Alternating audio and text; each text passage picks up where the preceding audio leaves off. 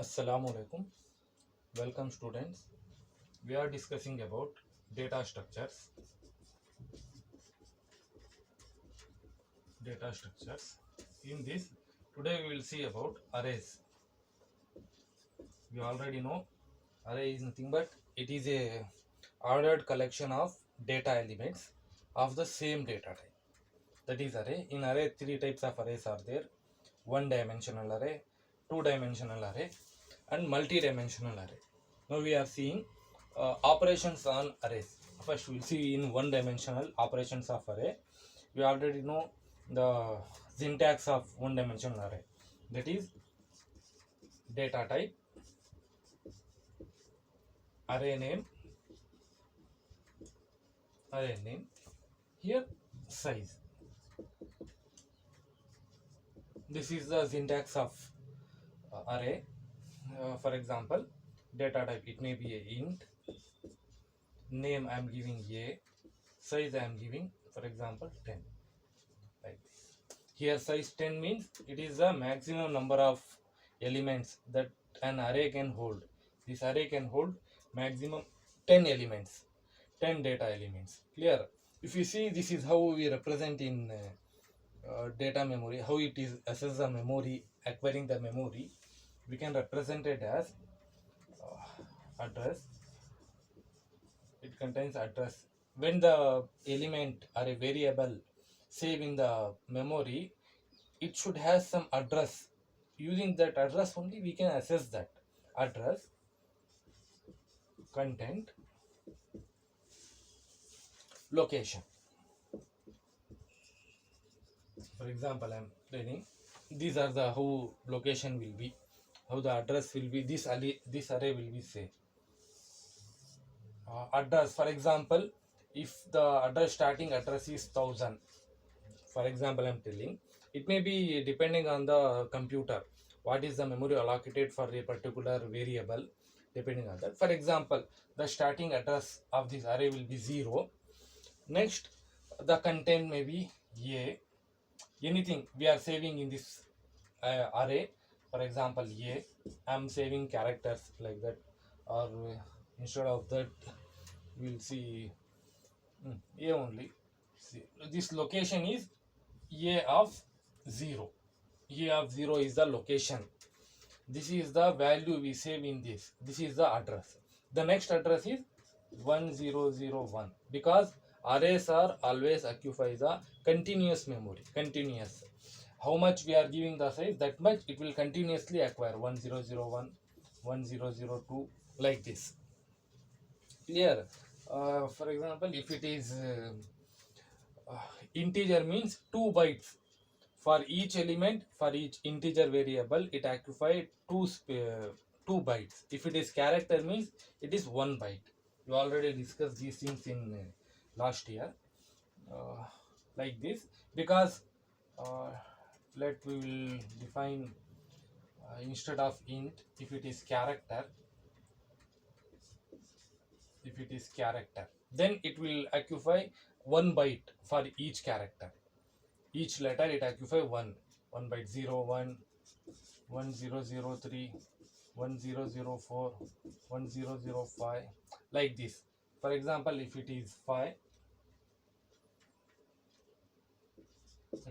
means 0, 1, 2, 3, 4, only 5 bytes it will occupy. 5 bytes. I am saving the values a, b, c, d, e. These are the values we save in this array.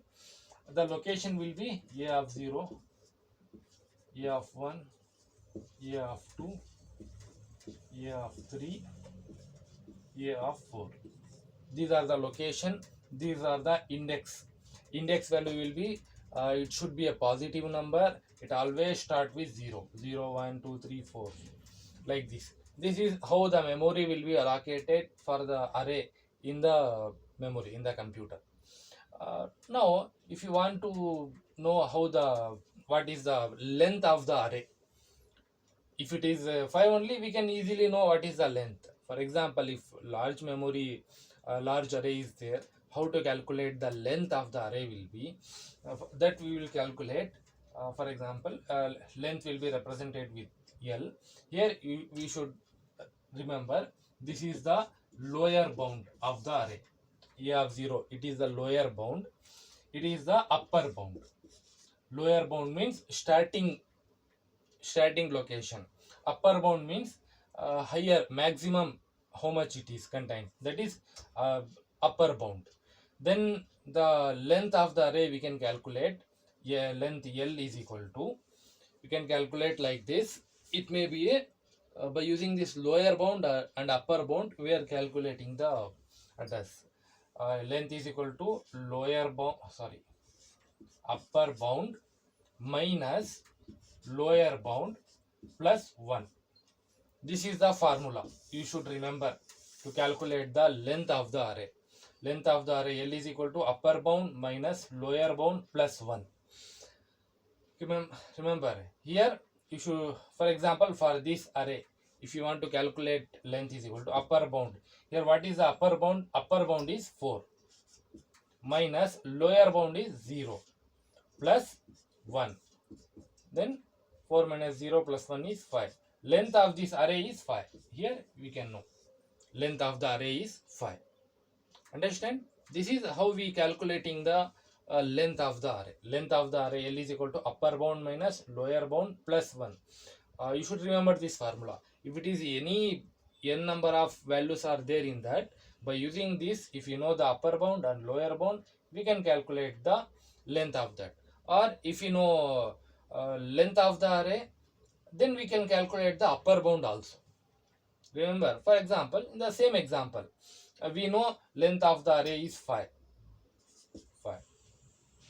Instead of here, I will write by using the same formula. Length is equal to upper bound minus lower bound plus 1. We want to calculate the upper bound. Then how we will calculate? Upper bound is equal to length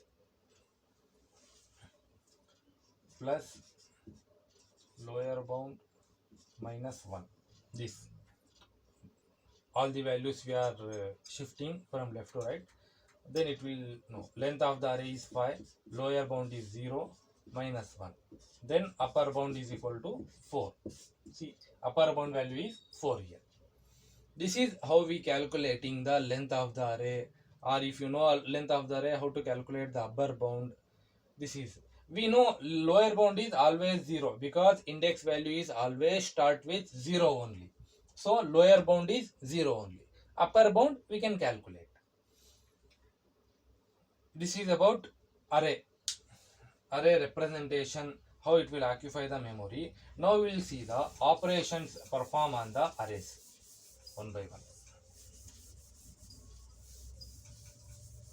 In last class we already see what are the operations performed on non-primitive data type. Array is a non-primitive data type, so those operations we perform. The operations are traversing, next searching,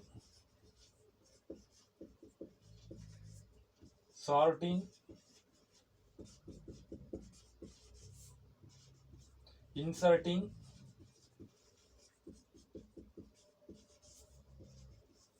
deleting, next is merging.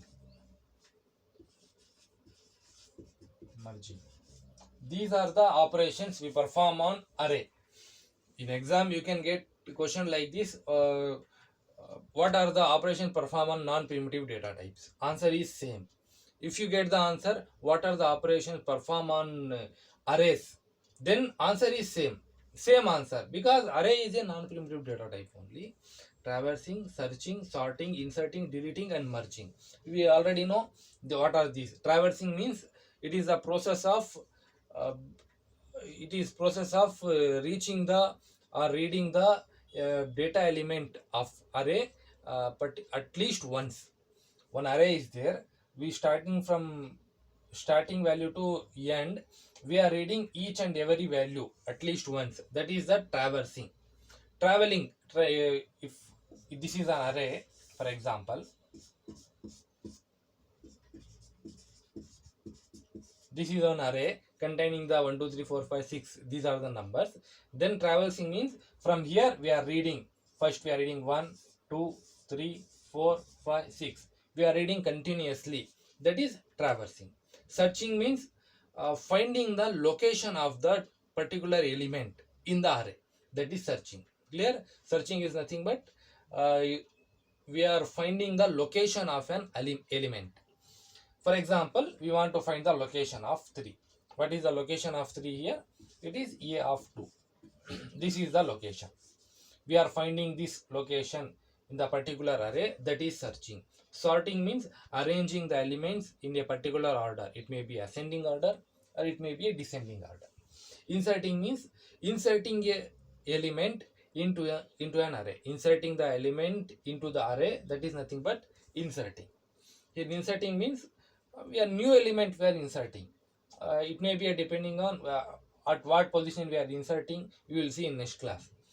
In next how we are inserting. Deleting means deleting a particular data element from this array, that is deleting. Merging means two separate arrays are there, both we are combining into single one, that is merging. Now we will see with example one by one.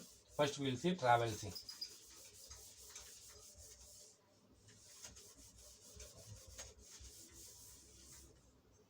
Now we will see traversing. Traversing means it is nothing but it is a searching processing each element in the array, that is traversing.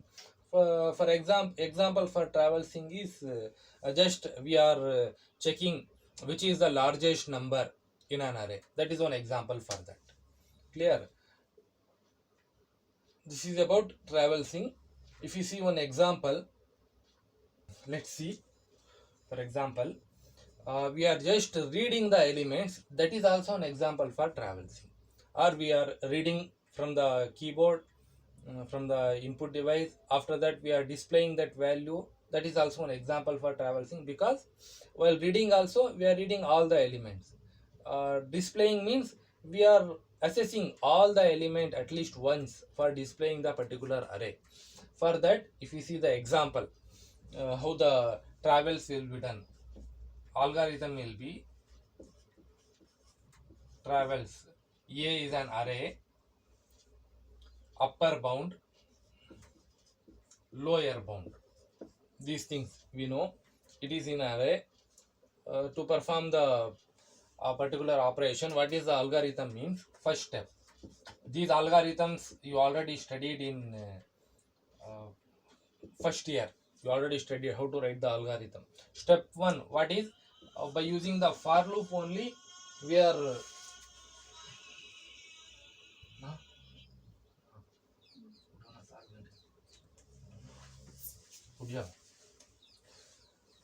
how we can read or write the values of the particular array by using the for loop. For loop. For location is equal to, how we are reading, from lower bound to upper bound. First starting from lower bound to upper bound. Upper bound. This is the till that the condition one by one we are reading. Location, this is a particular location we are reading. First lower bound till upper bound we are continuously writing that. This is first term. For example, how we do it is for loop. I is equal to 0, I is less than or equal to, for example, n, I plus plus. This is the for loop. Until the condition is true, from 0 to value is keep on, we are increasing I value. Until that we are executing this for loop to read the array. That is we are writing in algorithm, how it will do. Next, what is the step 2 is? Step 2, we are process. What we will process here within the for loop, we are process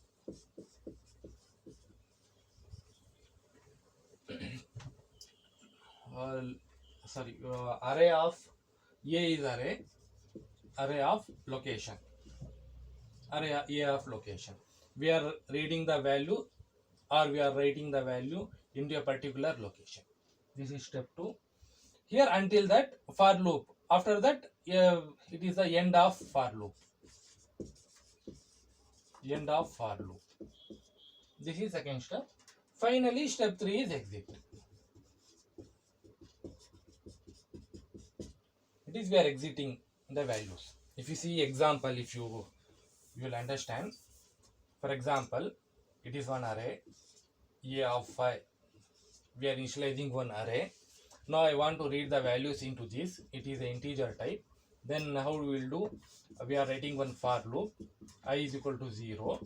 I is less than or equal to. We should represent here upper bound.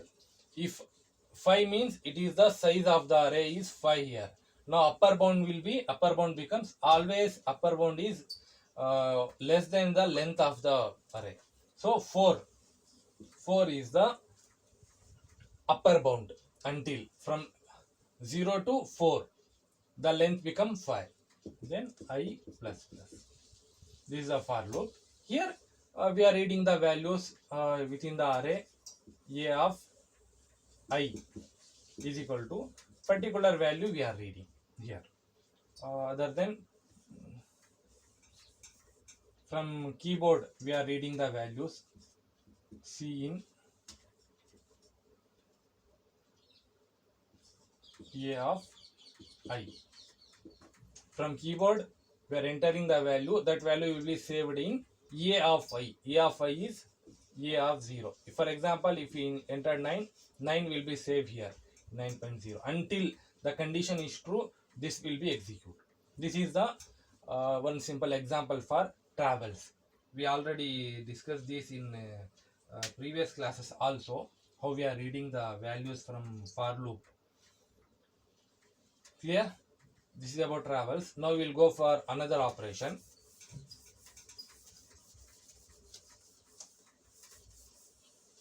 Now we will see another operation, that is inserting.